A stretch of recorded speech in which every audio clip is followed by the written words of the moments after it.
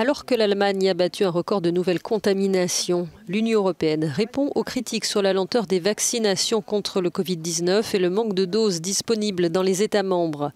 Bruxelles a annoncé ce vendredi avoir doublé sa commande de vaccins Pfizer-BioNTech pour atteindre 600 millions de doses.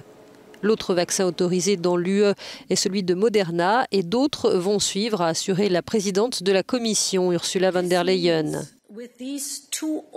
Avec l'autorisation de ces deux vaccins, nous avons déjà sécurisé une quantité de doses nécessaires pour vacciner 380 millions d'Européens, a-t-elle dit. Cela représente plus de 80% de la population européenne. Et d'autres vaccins suivront dans les semaines et les mois à venir.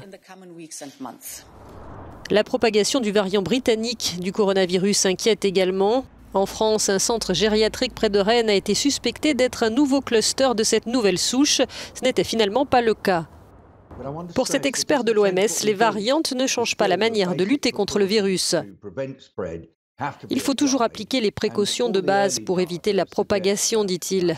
Toutes les premières données suggèrent, et je dis bien suggèrent, que les mesures préventives, en particulier les vaccins qui sont actuellement mis en place, sont susceptibles d'être efficaces contre les variantes qui ont été examinées.